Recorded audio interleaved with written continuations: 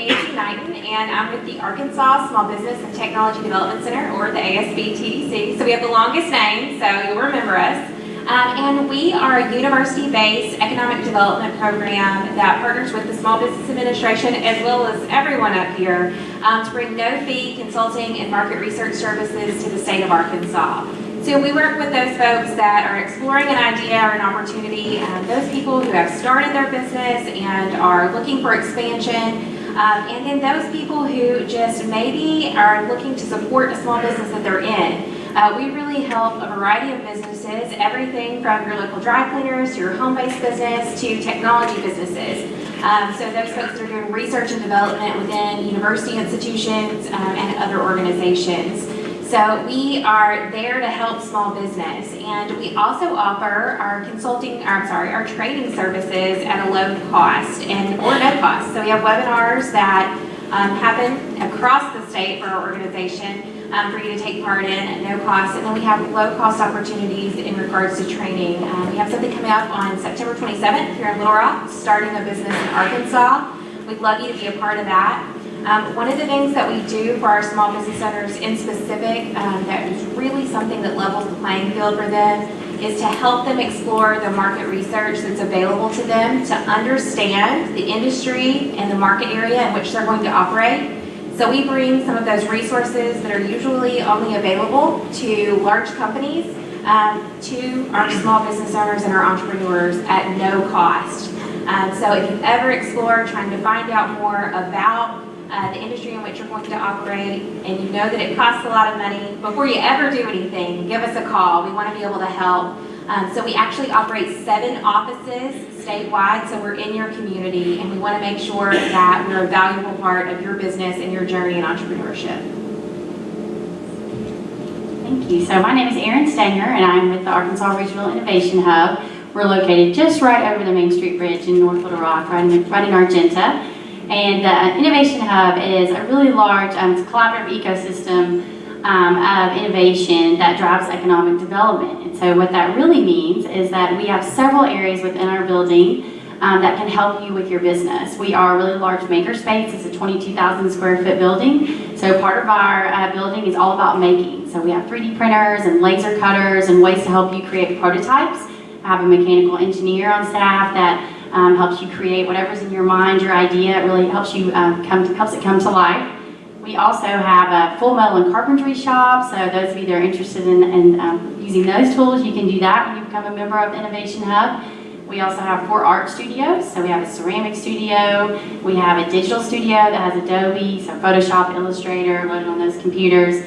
We have a screen printing studio, so if you're interested in making a lot of t-shirts for your business, we can help you with that. And then we have a design studio. And last but not least, we have a really large co-working area, which was, I've seen many friendly faces in the audience that have seen our beautiful space. It's a really large area that becomes your office when you join the Innovation Hub as a member. So you can come and use the facility, and you have super fast Wi-Fi and a coffee bar and a beautiful place to work and conference rooms that you can book as well for your meetings. So I really encourage you to come see us. That's the best way to learn about the Innovation Hub and really learn what a makerspace is, because we're here to help you make and design anything that you need with your business.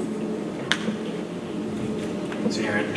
Hi, I'm Justin Birch. I'm with the Delta Regional Authority, and I lead workforce and education for them. I'm also one of W.K. Kellogg Foundation's National Racial Equity and Healing Fellows. With the Delta Regional Authority, we do a couple of different things. We try to promote regional economic opportunity across 8 states, 7 that touch the Mississippi River, and then the Alabama Black Belt. We serve a little over 10 million people in 252 counties and parishes. We do a couple things with small business and entrepreneurship. One, the past 2 years we have done the Delta Entrepreneurship Network. I'm seeing one of our fellows in the back of the room if you want to raise your hand. She was one of our cohorts last year. But what we do is we offer a competitive fellowship every year. We offer the fellows a little over $40,000 in technical assistance in Tier 1 programming. We also offer fellowships to New Orleans Entrepreneurship Week every March. It's a platform to basically help them take their product to market, also to introduce them to capital while we're there, and it's a wonderful platform. The other thing we're doing is we just started the Entrepreneur Ecosystem Mapping Project. where we will be kind of mapping ESOs and resources for entrepreneurs throughout the Delta region. Of course, Arkansas will be included in that. And we just launched the HBCU piece with Small Business and Entrepreneurship. We picked 6 colleges throughout our region. Mississippi Valley State will be leading it. But in Arkansas, we also have Philander Smith represented, and we have the University of Arkansas Pine Bluff, where we'll be hosting regional pitch competitions and building HBCUs capacities to grow collegiate entrepreneurs. And that's a lot of what we're doing in the small business entrepreneurship space in the area. I'll just use this one because apparently I'm not good at sharing.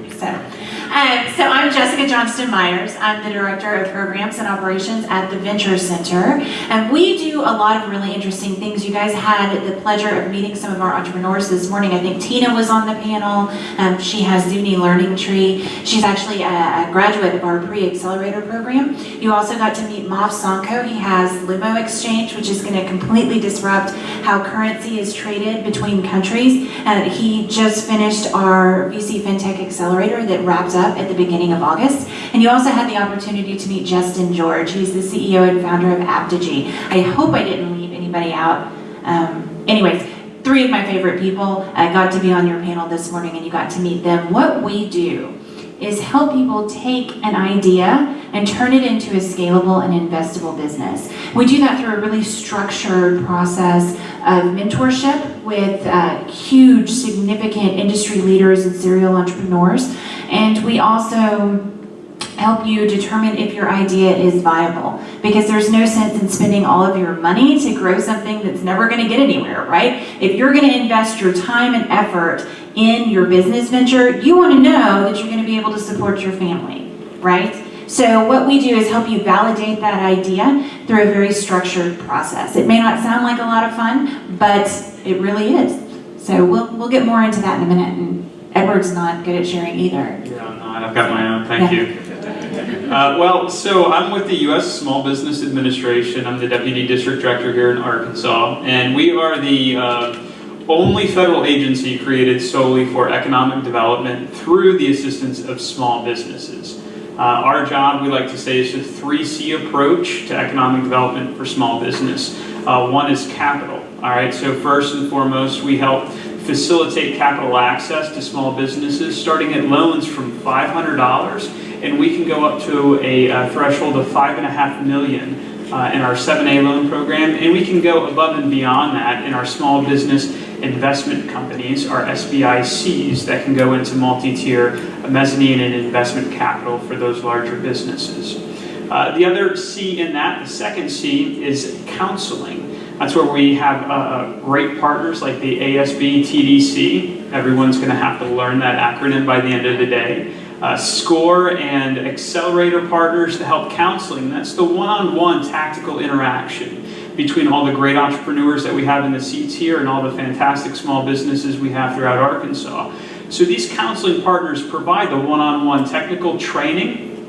They provide the one-on-one coaching and assistance each one of our small businesses gets. And of course, that's all funded through the SBA, so most of it's offered at no cost or at a very low cost to the individual entrepreneur. And that third C is contracting. The federal government procures over $400 billion worth of goods and services annually. We're the biggest buyer of stuff out there, even bigger than Walmart. Can you imagine that, right?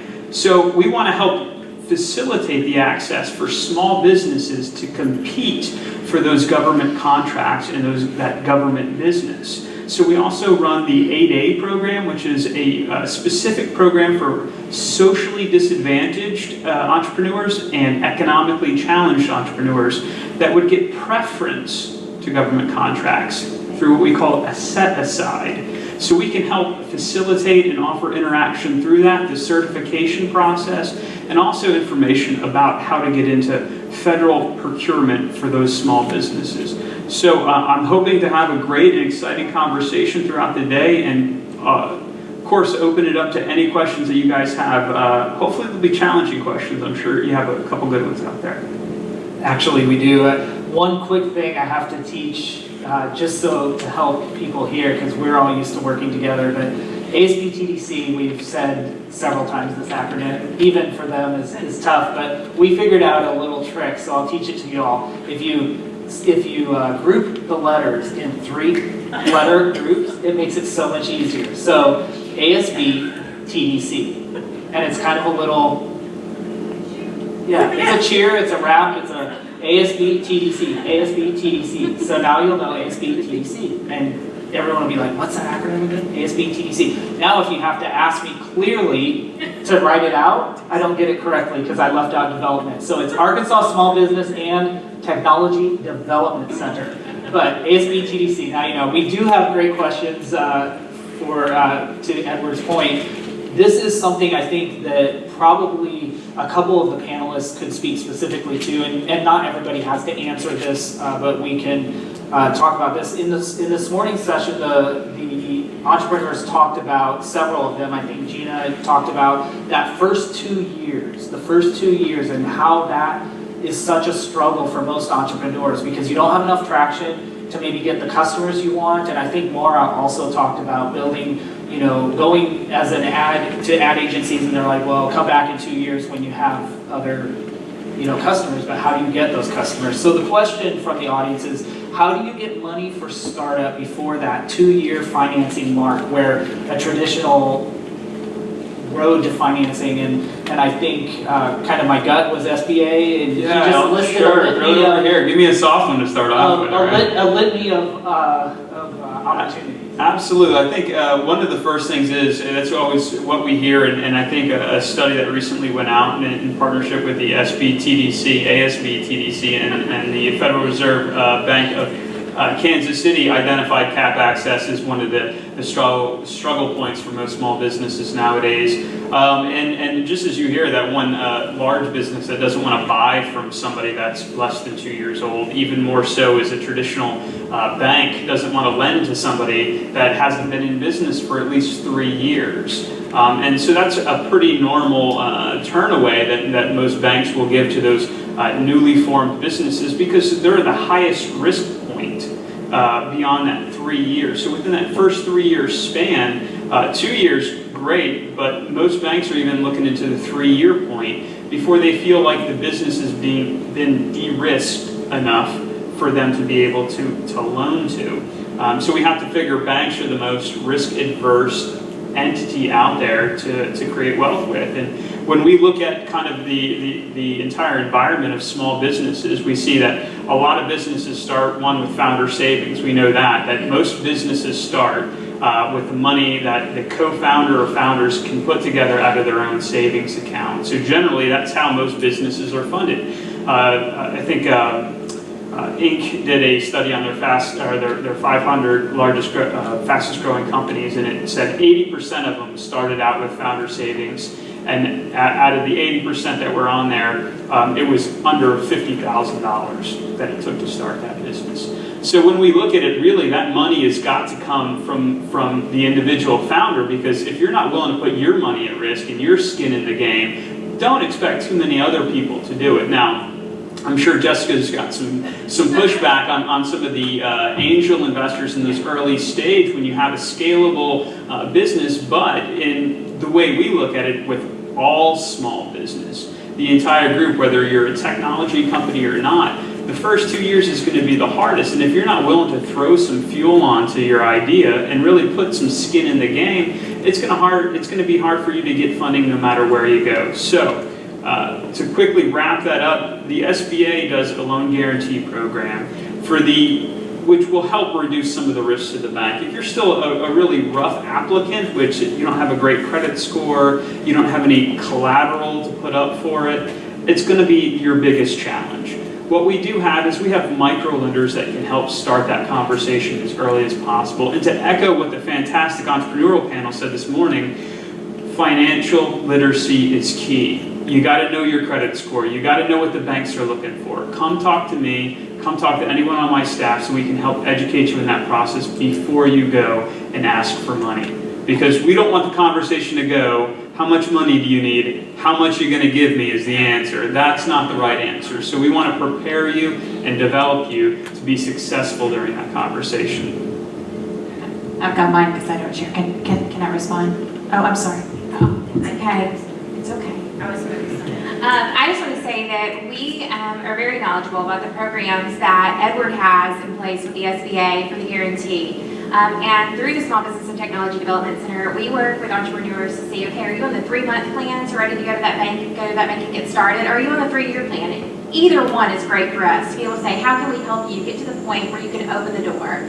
And sometimes that takes some personal saving. It may take working in your job and doing this part-time and really developing the skill set that you need to be able to open that and go to that bank and say, I have this money in place to be able to invest in my business. This is the experience that I have. And we're there to guide you along that path, to be able to say, okay, these are the things that SBA is going to require of you. These are the things that the bank is going to require of you. So just as Edward would be able to tell you about financial literacy, we can do that, and then also explore the opportunities of, okay, at the end of the day, worst case scenario, can you put food on the table on Friday? And so that's what we help you to do as you get started and you look at that opportunity to move forward and gain access to financing from a lender.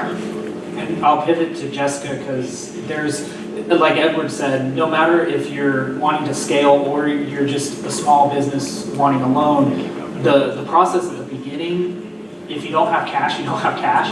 And so a couple of the next two questions kind of pivot into this. If for small businesses that aren't tech businesses that can't just create a fantastic app that goes crazy, like a spa, and then somebody asked about a fashion startup, what kind of financing helps those kind of small businesses or people looking, and then specifically for the fashion startup, which of the organizations have any of you worked specifically with a fashion startup? Go ahead. Well, we have. And we've specifically worked with a local company. In fact, I'm going to get the word wrong, so I'm not even going to say it. She does couture, couturier or something. I don't know. Anyway, not French. But she works on that kind of thing. So what I can speak to is more the venture capital side. Maybe you are going to grow a business that is going to turn into Facebook or LinkedIn or Uber or Airbnb. So those businesses typically are going to hit it big before they're 2 years old, right? So they're not going to get to that threshold of the bank, and they have to come across capital another way. And generally that's going to come from angel investors or venture capitalists. That's a little bit different. Have you ever seen Shark Tank? It's kind of, like I used to be a realtor and people would talk about the house selling shows on HGTV and I would get offended by that. We kind of get a little offended sometimes when you see Shark Tank, right? Everybody knows what it is, but it's not that easy to get $5 million for your company, right? You can't just walk in and say, hey, I've got this thing. So what we do is take you through an entire process of getting ready to be scalable and succeed at acquiring venture capital. And in fact, every one of the entrepreneurs that has been through our program that we have specifically referred to a venture capitalist has been able to come away with some degree of investment. So that's not the traditional way of founding a company or of funding a company, I guess, but I will say that each one of them put their own money in, right? And maybe it was $500, maybe it was $5,000, but they had some of their own investment as well. Nancy, you have something to add? Edward? Yeah, just to speak, specifically on the clothing design companies, I think it was also echoed in the entrepreneur panel. This is not an easy process. Starting up, you've got every door is closed in your face. You've got nowhere to turn. You've got maybe the resources that you have in your pocket, and at the same time, everyone's begging for those. So you're getting ready to go into and launch a decision that says, I'm going to go ahead and put myself out there. Everything, my heart, my drive, my desire to build these fantastic, wonderful line of clothes, and somebody's going to see what I see in them. That's what you're hoping for, right? So how do we then convey that? How do we help show what that desire is in a product? Well, can you finish one piece? Can we take one piece and sell that piece? If we can do that, if we can prove the concept, if we can prove your ability, we can scale from there. And so I would say for that clothing startup is let's start with one piece. Let's get one good piece built, let's get one good piece sold, and then let's look at that process and see how we can make it more efficient and then scale it from that point on. That way, You develop a lean methodology. What's the least amount of money it's going to take for you out of pocket to get this business going and started? The quicker you can generate revenue, the better off your business is going to be. And that revenue is generated through selling your finished product. So we can help you through that. The ASBTC can help you understand some of those, how to then account for the costs and expenditures that are going to go into it so you can get your pricing structure correct, and even help you get online so you can maybe go into an online marketplace where these might be able to be sold. We're in an amazing point in our economy where you don't have to have a storefront to get your stuff sold. You don't have to have a storefront to go in and generate revenue. So what can we use that's out there that's available to us at the lowest cost to start this process? And if we're going to fail, let's fail as early as possible with at least risk to your own personal financing. We can grow from that point, but if you're not willing to make it to step 1, we can't get to step 2. Great input. The next question kind of, I think, pivots again. All of you have kind of alluded to the importance, and especially this morning's panel, talked about the importance of mentorship and having the right people on your team, whether it's the financial people, the legal people, whatever it is. And so the question comes from the audience, what kind of mentors do you have? And that's broad, but I know several of the organizations have mentor networks, and I know ASBTC, so if you could talk about kind of, in broad terms, kind of concisely. So at the ASBTC, we actually have 5 consultants on staff here in Little Rock, and then we also have consultants statewide in the network. Many of them have been in business ownership themselves, worked in lending institutions, worked in small business, or just have opportunities in their expertise area. So we have a variety of folks who are well represented to be able to help you.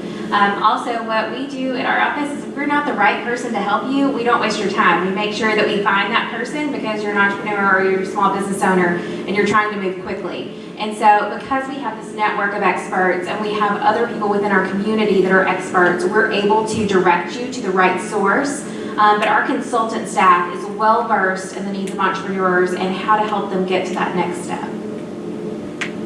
Yeah, so each area of our building that I described earlier has a director, and each of those directors are wonderful mentors, and that's Jeff Stinson is our Director of Entrepreneurship, and Holly Lewis is our Director of Art and Design, and Joel Gordon is our Director of Making. And so within those 3 areas, they can really help guide you to just what you need. I think I introduced myself earlier. I'm the Director of Programs and memberships and events at the Innovation Hub. And so within the Innovation Hub, we have about 250 members. And all of my members are experts themselves. They are either successful business people or they have been through a hard time and they're trying to figure out the next small business that they want to open. They might be a retiree that's a fantastic electrician. They might be excellent at any type of prototype that you need. I have graphic designers, I have lawyers, I just have a whole mix of these experts in all these different fields that use the Innovation Hub to work from, and also a place just to get to know other people like themselves. So people are coming for meetings and this natural mentorship happens within our members. So we also, I don't know if we just touch on this for just a minute, is we serve youth too. So if you have kids that are interested in any of those fields, we have programs that serve youth and adults, and our fall classes are about to kick off right after Labor Day. So we'll probably talk about that a little bit later.